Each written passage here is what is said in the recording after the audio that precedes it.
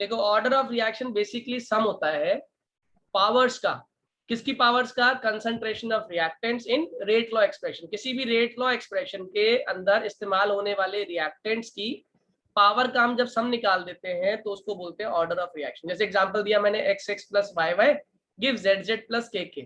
तो इसमें जब मैं रेट निकालने लगा तो रेट टोटली डिपेंड किसके ऊपर करेगा? इसके ऊपर डिपेंड करेगा और इसके ऊपर डिपेंड करेगा। तो मैं लिखा k x की पावर स्मॉल x और y की पावर स्मॉल y। इसका ऑर्डर निकाला तो order comes out to be small x plus small y that is equals to x plus y। क्या निकल के आया? आपका ऑर्डर निकल के आया। बात समझ आ रही है सभी को? हाँ या ना बोलते रहिए,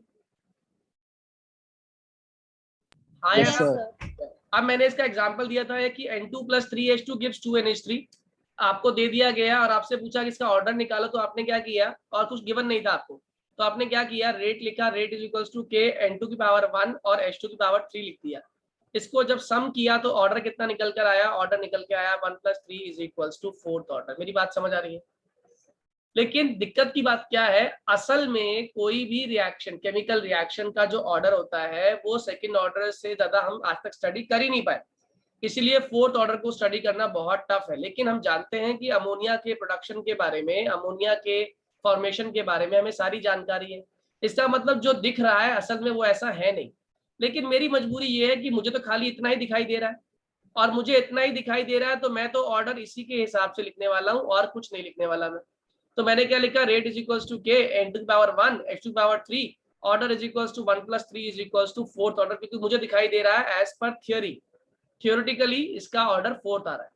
लेकिन अब क्या किया गया, इस रिएक्शन को समझाने के लिए जो क्वेश्चन है उसके अंदर आपको मैकेनिज्म दे दिया गया। Now what is mechanism? Mechanism is basically the sequential steps involved in the reaction. की रिएक्शन कैसे हो रही है उसकी सीक्वेंस स्टेप्स में फॉर्म में लिख के दिखा दिया। उसने दिखाया, मैं एज्यूम कर रहा हूँ कि ये रिएक्शन ऐसे हुई कि N2 plus H2 gives 2NH, फिर 2NH ने H2 से कंबाइन किया, बन गया 2NH2, फिर 2NH2 ने H2 से कंबाइन किया और बन गया 2NH3। इस रिएक्शन में सबसे जो स्लो स्टेप है, मैंने मान लिया पहला वाला स्टेप सबसे स्लो स्टेप है। इसको आप लोग याद होगा आपको, किसी भी रिएक्शन में एक्सपेरिमेंटली जब हम कर रहे होते हैं तो रिएक्शन का सबसे स्लो स्टेप क्या होता है उसका? जल्दी बोलो, रिएक्शन का सबसे स्लो स्टेप रिएक्शन का क्या होता है? Rate determining step. Am I clear और नॉट? हम रिएक्शन का रेट डिटरमाइन कर सकते हैं किसकी हेल्प से? जल्दी बोलो बच्चों, ये मेरी बात समझ आ रही है? हाँ या ना? कल मैंने एग्जांपल दिया था आप लोगों को रेस वाला, जिसे मैंने कहा था रेस कंप्लीट कितनी देर में होगी, डिपेंड किस पे करेगी? सबसे स्लो पर्सन पर डिपेंड करेगी। तो सेम कहानी यहाँ पर फॉलो हो रही है कि रिएक्शन के मैकेनिज्म में दिया हुआ सबसे स्लो स्टेप रिएक्शन का रेट डिटरमाइनिंग स्टेप होगा। हाँ या ना? बस इतना बोलो। Yes sir. ठीक है,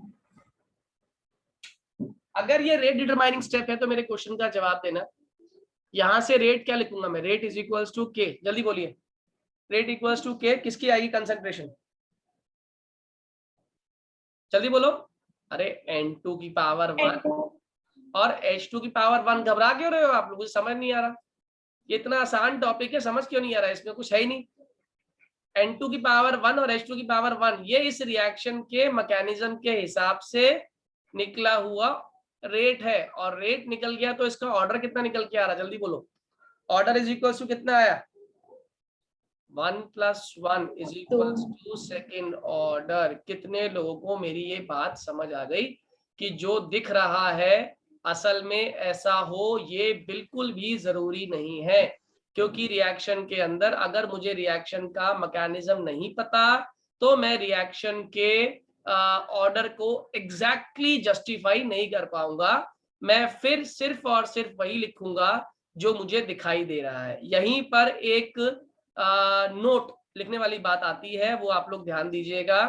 आप लिखेंगे कि order of reaction can not be determined, order of reaction can not be determined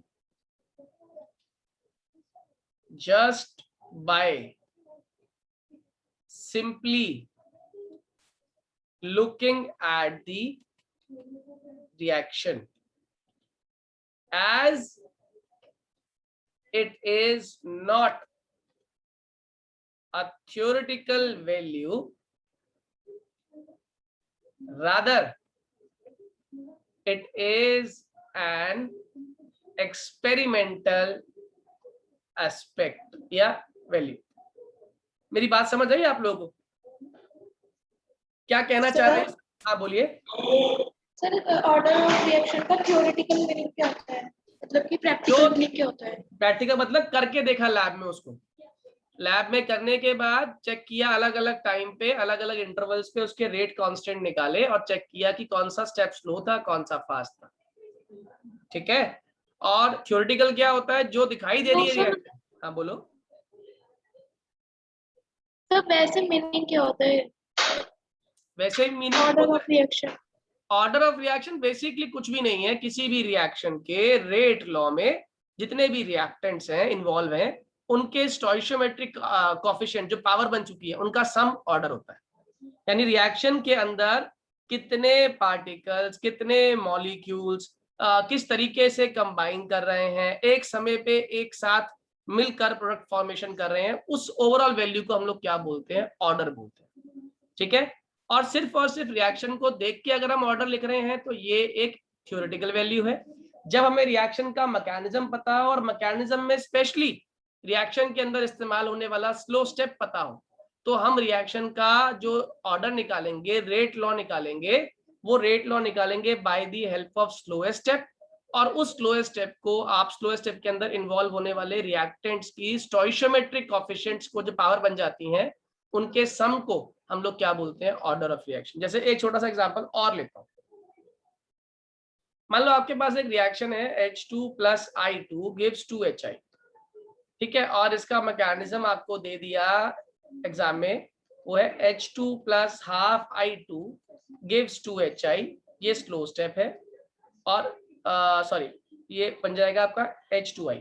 और फिर H2I में फिर से आपका जुड़ा ½ I2, ये है आपका फास्ट स्टेप और ये बन गया आपका 2HI। अब मेरा क्वेश्चन है, बताओ what is the rate and what is the order of this reaction. Particular इस रिएक्शन के बारे में, ऑर्डर के बारे में बताइए और इसके रेट के बारे में मुझे जानकारी दीजिए। क्या लिख कर आएंगे? जल्दी से बोलिए। What is the rate law? जल्दी बोलिए सर। बोलते जाओ सर। हाँ सुन रहा हूँ, बोलो। स्लो। सर ये रिएक्शंस कैसे आई? कौन सी रिएक्शन? ये वाली? हाँ सर, ये क्वेश्चन है, नीचे वाली। और ये हाँ क्वेश्चन है, क्वेश्चन में गिवन होगा आपको। आपको नहीं आती, मुझे भी नहीं आती, ये क्वेश्चन में गिवन होगी। मेरी बात समझ आ गई? अच्छा। बिना मैकेनिज्म के दिए हुए, क्योंकि एग्जामिनर ने दिया ना क्वेश्चन, तो बिना उसके मैकेनिज्म के दिए हाउ कैन आई जज कि कौन सा स्टेप स्लो है? उसे बताना पड़ेगा कि ये स्टेप स्लो रहा इस रिएक्शन में और ये स्टेप फास्ट रहा। अब आप मुझे बताओ इस रिएक्शन का रेट लॉ क्या है? I2 raised to power ½ very good, बिल्कुल सही है। और H2 की पावर 1, हाँ या ना? Yes yes. इसका ऑर्डर क्या निकल के आने वाला है? इसका ऑर्डर निकल के आने वाला है 1 + ½ दैट इज इक्वल्स टू 1.5। मेरी बात समझ आ रही है? यस। तो यहां से एक बात मुझे और समझ आ गई कि किसी भी रिएक्शन का ऑर्डर फ्रैक्शन में भी हो सकता है। Order can be in fraction, और अभी आगे जाके आप पढ़ोगे, और it can be zero also. Zero order reaction भी होती हैं। अब वो क्या होती है, क्यों होती है, कैसे होती है, समझाऊंगा आपको। ऑर्डर फ्रैक्शन में भी हो सकता है, ऑर्डर जीरो ऑर्डर भी हो सकता है, ऑर्डर होल नंबर में भी हो सकता है, किसी भी चीज में भी हो सकता है। ठीक है। अब यहाँ पे एक और टर्म हम इस्तेमाल कर रहे हैं, के को हम लोग क्या बोलते हैं, किस नाम से जानते हैं? आप लोग सभी जानते हो के को क्या बोलते हैं, 11 से पढ़ते आ रहे हो। के is nothing but rate constant, हाँ या ना? के को रेट कांस्टेंट कहते हैं, नहीं कहते हैं? यस। तो अगर मैं आपसे कहूं कि रेट कांस्टेंट को डिफाइन करना है, आपने क्या डिफाइन करना है? रेट कांस्टेंट को। तो ये वही तरीका है जो 10th क्लास से आप डेफिनेशंस बनाने का तरीका सीख कर आए हो कि रेट इज इक्वल्स टू के, और यहाँ पे रिएक्टेंट या कोई भी कंसंट्रेशन है, कंसंट्रेशन मान लीजिए, रिएक्टेंट की मान लीजिए। तो अगर मुझे के को डिफाइन करना है तो K would be simply equal to कितना हो जाएगा? K would be simply equal to rate upon concentration of reactant. हाँ या ना? सही है? जल्दी बोलिए, अरे बोलो। Yes sir. तो मैं कह सकता हूं कि अगर if concentration of all the reactant जितने भी इस्तेमाल हो रहे हैं रेट लॉ में, all the reactant in rate law is unity, यानी कितना हो जाए, एक हो जाए, तो in that case कौन किसके बराबर होने वाला है? In that case rate constant will be zero, नहीं, rate constant will be equal to rate of reaction, equal to rate of reaction. कितने लोगों को मेरी ये बात समझ आ गई? Kindly confirm. अरे भाई अगर ये 1 हो गया, ये हिस्सा 1 हो गया, तो K is equal to rate आ रहा है या नहीं आ रहा? हाँ या ना? और ये रेट क्या है? Rate of reaction. और ये K क्या है? Rate constant. तो मुझे साफ साफ दिख रहा है कि रेट कांस्टेंट बराबर हो गया रेट ऑफ रिएक्शन के, अगर रिएक्टेंट्स की कंसंट्रेशन कितनी हो गई? जल्दी बोलिए, कितनी हो गई? अरे बोलो कितनी हो गई? 1 हो गई। तो उस समय पे आपका रेट कांस्टेंट बराबर हो जाता है रेट ऑफ रिएक्शन के। अब यहाँ पे एक इंपॉर्टेंट टर्म आपने सीखनी है, एक इंपॉर्टेंट फॉर्मूला 1 मार्क के लिए आपसे पूछा जाएगा, और वो है how to calculate unit of rate constant. मुझे कैसे कैलकुलेट करनी है रेट कांस्टेंट की यूनिट ऑफ रेट कांस्टेंट निकालना मुझे आना चाहिए। ठीक है, इसके लिए एक सिंपल सा फॉर्मूला सिखा रहा हूं आप लोगों को, तुरंत सीख जाइए, फिर किसी का भी ऑर्डर, आप किसी भी ऑर्डर ऑफ रिएक्शन का आप रेट कांस्टेंट निकाल सकते हैं। जैसे रेट कांस्टेंट की अगर मैं बात कर रहा हूं, यानी कि K की बात कर रहा हूं, तो K किसके इक्वल आ रहा है? बताओ जरा एक बार, K किसके इक्वल है? अरे बोलो, K किसके इक्वल है? Rate upon rate of reaction के। और रेट क्या होता है? रेट की यूनिट क्या होती है? रेट होता है change in concentration upon time taken. And what is concentration? Mole per litre upon time क्या है? पर सेकेंड। हाँ या ना? जल्दी बोलो, हाँ या ना? तो यही यूनिट तो K की भी है, यही यूनिट तो K के लिए भी है। तो K की वैल्यू कितनी हो गई? मोल लीटर इनवर्स और 1 माइनस n साथ में सेकेंड इनवर्स। कितने लोग को ये बात समझ आ गई? ये 1 माइनस n यहाँ पर क्या है? 1 माइनस n यहाँ पर क्या रिप्रेजेंट कर रहा है? जिस भी ऑर्डर की हम बात करेंगे, फॉर एग्जाम्पल मैं अगर 0 ऑर्डर की बात करता हूं, तो 0 ऑर्डर मतलब n की वैल्यू कितनी हो गई? 0। जरा बताओ क्या यूनिट आने वाली है? सर ये समझ नहीं आया। बेटा ये एक फॉर्मूला है, समझ क्या नहीं आया इसमें, ये बताओ जल्दी से। सर ये रेट हमारा rate constant rate upon concentration है। हाँ तो कंसेंट, अरे भैया ये मैंने अरे लाला जी, ये रेट ऑफ रिएक्शन का फॉर्मूला है। रेट ऑफ रिएक्शन कैसे निकालते हो? Concentration upon time. कंसंट्रेशन क्या होती है? Molarity, that is mole per litre, upon time is second. और अभी अभी आपने पढ़ा था कि जो रेट ऑफ रिएक्शन है वो किसके इक्वल है? रेट कांस्टेंट के इक्वल है। तो जो रेट ऑफ रिएक्शन की यूनिट है वही आपके रेट कांस्टेंट की यूनिट है। क्यों भाई साहब, समझ आई बात? हाँ या ना? क्यों गुरुदेव? जल्दी बोलिए, समय मत वेस्ट कीजिए मेरा और अपना भी। जल्दी बोलो, हाँ या ना? सर एक बार समझा दो। अरे समझाऊं क्या? ये बताओ मुझे, समझाऊं क्या? ये क्या समझ नहीं आया, ये बताओ। तो पहले हमने K equals to rate upon concentration लिखा था, बट आपने अरे गुरुदेव, डेफिनेशन जरा अगर आप याद कर लें तो डिफाइन करने के लिए मैंने लिखा rate is equals to K is equals to rate upon concentration. अगर मुझे K को डिफाइन करना है तो मुझे ऑब्वियस ही बात है कंसंट्रेशन कितनी माननी पड़ेगी? कंसंट्रेशन 1 माननी पड़ेगी। तो उस केस में उसने एक बात कही हमें कि K आपका रेट ऑफ रिएक्शन बन जाएगा जब हर रिएक्टेंट की कंसंट्रेशन आपकी 1 हो जाएगी। ये बात हमने यहाँ पर कह के इस बात को पक्का कर दिया कि जो K है वही आपका रेट ऑफ रिएक्शन भी है, हाँ या ना? इतनी बात समझ आई? जल्दी बताओ पहले। यस सर, इतना इतनी तो बात आपको समझ आ गई? अगर इतनी बात समझ आ गई तो इसके आगे की बात भी बहुत आसान थी, पता नहीं दिमाग क्यों नहीं लगाया। अब मैंने कहा कि आपको यूनिट निकालनी है रेट कांस्टेंट की, तो ऑब्वियस सी बात है जो यूनिट आपकी रेट ऑफ रिएक्शन की है वही यूनिट तो आपके रेट कांस्टेंट की होगी। मानते हो या नहीं मानते हो? Yes sir. पक्का मानते हो या वैसे सर ला दिया? नहीं सर, यस सर। बहुत बढ़िया, मुबारक हो, मानते हो तो। अब मैंने क्या किया, मैंने अब रेट ऑफ रिएक्शन की यूनिट निकाल के दिखाई आपको, और वो कैसे निकल के आएगी आप जानते हो। रेट ऑफ रिएक्शन क्या होता है? Change in concentration upon time taken. अब कंसंट्रेशन क्या होती है? मोलैरिटी और पर लीटर। बेसिकली कंसंट्रेशन मोलैरिटी ना, तो कंसंट्रेशन बन गया मोल पर लीटर, और टाइम किस में हो गया हमारा? सेकंड में। इसको हमने डिवाइड कर दिया, डिवाइड किया तो मोल पर लीटर पर सेकंड किसकी यूनिट आ रही है?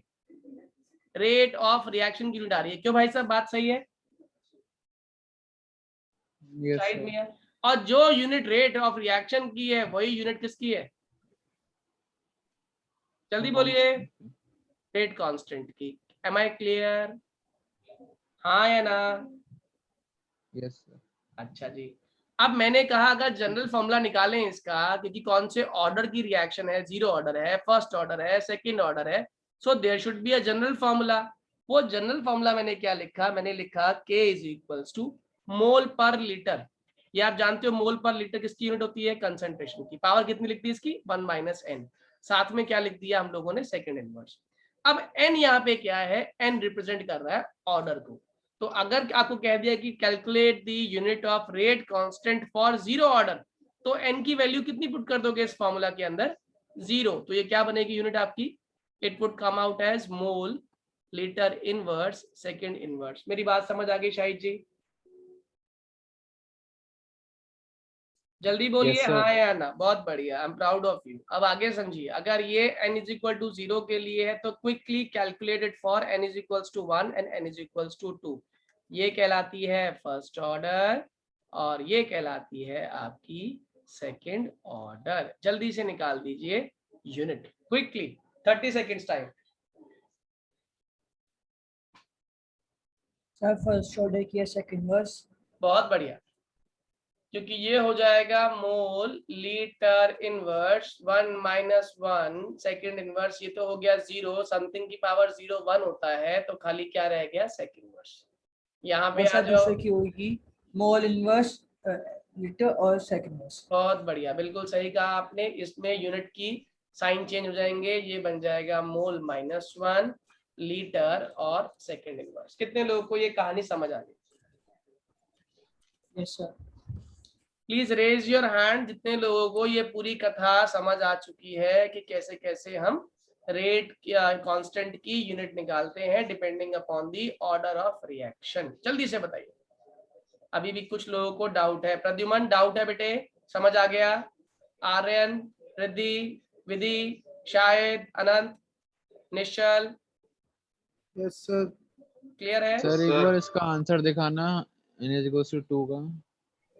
गुरुदेव साइन चेंज करना नहीं आता, शायद तेरे से उम्मीद नहीं है मुझे। मोल सर माइनस, लीटर की 1 कैसे हो गई? अरे -1 और -1 -2 हो गई ना। क्या बात है, मैथ्स का खून कर दिया बेटा तूने अभी अभी।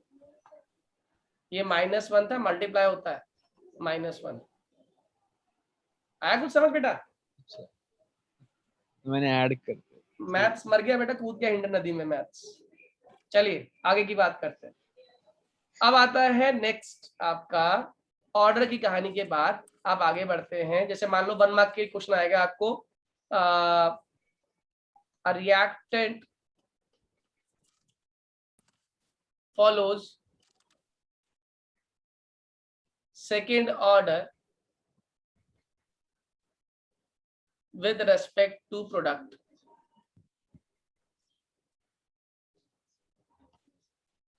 Calculate या find the unit of rate constant. Also write down the rate law. आपको इस रिएक्शन के लिए रेट लॉ भी लिख के दिखाना है। कर पाओगे क्या? 30 सेकंड से क्वेश्चन है, 30 सेकंड्स, जल्दी बोलो। अरे हो जाना चाहिए तुरंत, ये तो ऐसे क्वेश्चन रुकने नहीं चाहिए। एक रिएक्टेंट है, क्या फॉलो कर रहा है? Second order with respect to product. इसका मतलब रिएक्शन क्या रही होगी? जल्दी बोलो। फास्ट 2A गिव्स प्रोडक्ट लिख दूं? 2A gives product. कितने लोगों को ये बात समझ आ गई कि 2A गिव्स प्रोडक्ट सही है? तो B plus A भी लिख सकते हैं। क्या लिख सकते हो? B plus A मतलब A plus B।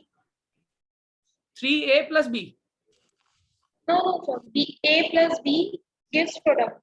A plus B gives product. आपका उसने क्या लिखा? अगर डेफिनेशन आप स्टार्टिंग में इंग्लिश पढ़ते तो क्या लिखा? A reactant. अ समझती हो? Yes. अ मतलब सिंगल रिएक्टेंट। ठीक है, अगर ये लिख कर आओगी तो एग्जाम में मार्क्स नहीं मिलेंगे। हालांकि इसका ऑर्डर भी 2 ही आ रहा है आपका। कैसे? अगर मैं इसका रेट लॉ लिखूंगा तो रेट इज इक्वल्स टू के ए की पावर 1 और बी की पावर 1 हो जाएगी, और 1 और 1 कितना होता है हमारा 2। जबकि यहाँ देखिए तो 2A गिव्स प्रोडक्ट है, तो रेट कितना हो जाएगा? के ए की पावर कितनी हो जाएगी? 2। Am I clear to all? Yes. है ना?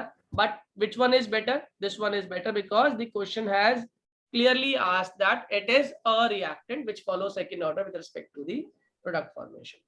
Am I clear to all? ये स्टोरी समझ आ गई सही बच्चों को? Yes. ऑर्डर में कोई डाउट तो नहीं है?